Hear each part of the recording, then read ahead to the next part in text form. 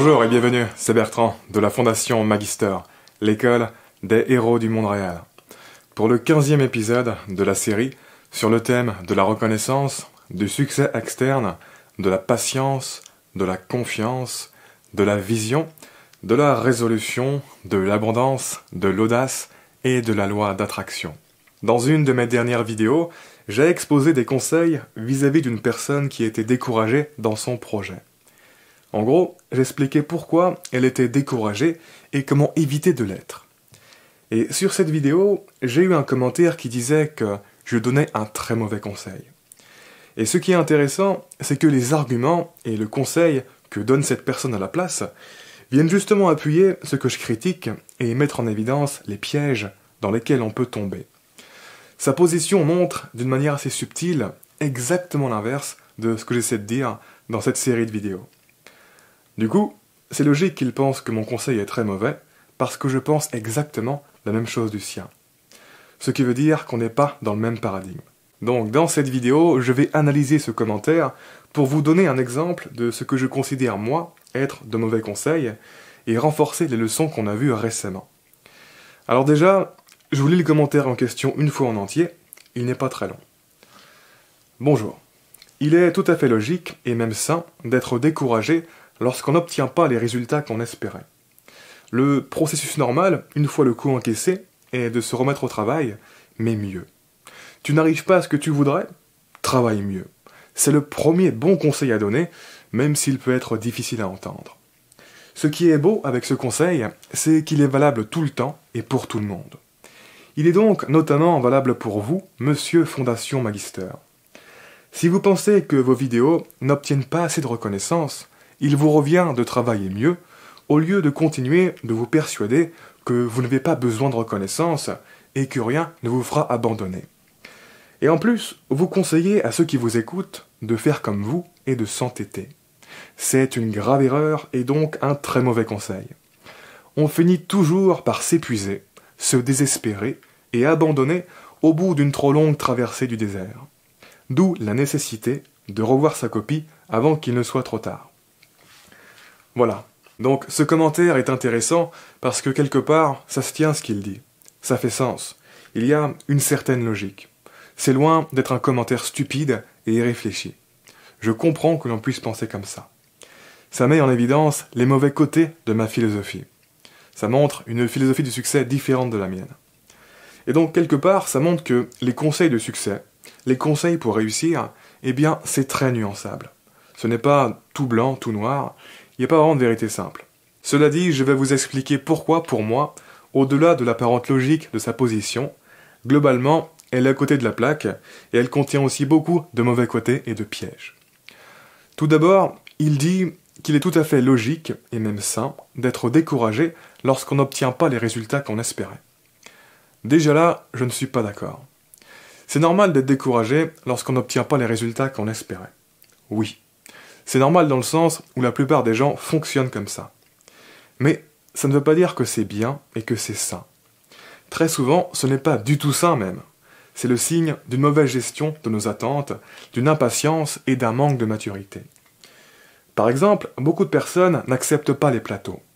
Ils n'acceptent pas la stagnation et encore moins la régression. Sans même parler de l'échec.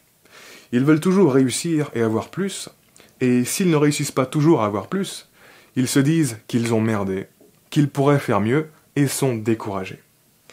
Alors, qu'il faut bien comprendre qu'il y a des domaines, même si tu fais tout ce qu'il faut et que tu travailles super bien, ça sera impossible d'obtenir un très bon taux de réussite. Et donc, c'est inutile, bête et contre-productif de t'en vouloir. Parce que tu ne peux pas tout contrôler. Il ne faut pas avoir des standards de réussite irréalistes.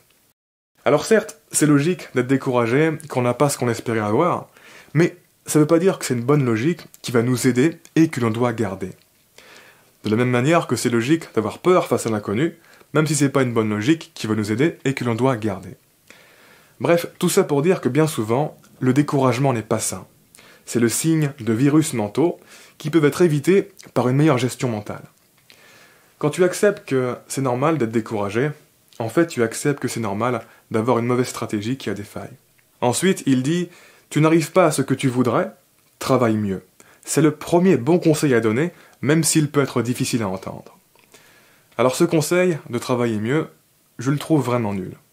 Parce que justement, souvent, il ne s'agit pas du tout de travailler mieux et de se perfectionner pour avoir des résultats supérieurs. Il s'agit juste d'être plus patient, de continuer et de laisser la progression arriver à son rythme. C'est stupide de confondre travail et reconnaissance, comme si on pouvait directement contrôler la reconnaissance avec le travail. Ce qui est ironique, c'est que justement, les gens qui se découragent facilement confondent travail et reconnaissance. Ils croient que leur manque de reconnaissance vient de leur travail, et donc ils augmentent leur travail. Et quand ça ne marche toujours pas, ça les décourage complètement de continuer à travailler. Mais si tu réalises que le travail n'est pas le facteur le plus déterminant de la reconnaissance, et que tu réalises en plus que les répercussions du travail sur le développement de la reconnaissance sont souvent très décalées dans le temps, alors tu auras beaucoup moins l'impression de travailler pour rien. Tu auras l'impression d'investir dans ton futur. Parce que tu sais que la relation entre les deux n'est pas immédiate. Loin de là. Le travail est avant tout un investissement à long terme. Bien souvent, la reconnaissance, c'est juste une question de temps et d'effets cumulés. Même si tu fais du super travail, il faut être patient avant que ça donne des gros résultats. Ensuite, il dit « Ce qui est beau avec ce conseil, c'est qu'il est valable tout le temps et pour tout le monde. Il est donc notamment valable pour vous, monsieur Fondation Magister. Si vous pensez que vos vidéos n'obtiennent pas assez de reconnaissance, il vous revient de travailler mieux au lieu de continuer de vous persuader que vous n'avez pas besoin de reconnaissance et que rien ne vous fera abandonner. Alors déjà, je pense que mes vidéos obtiennent exactement la reconnaissance qu'il faut à ce stade d'avancement et étant donné leur visibilité. C'est ce que j'ai d'ailleurs expliqué récemment dans des vidéos. Je trouve ma reconnaissance actuelle parfaitement logique, je comprends tout à fait pourquoi elle est ce qu'elle est, et c'est pour ça que j'ai confiance dans le futur. Parce que ce n'est justement pas une question de travail, mais une question de visibilité et de toucher les bonnes personnes. Encore une fois, c'est stupide de confondre travail et reconnaissance, surtout sur Internet. La reconnaissance sur YouTube a beaucoup plus à voir avec la visibilité qu'avec le travail. Si tu commences à croire que ça vient de ton travail, tu vas te rendre misérable pour rien.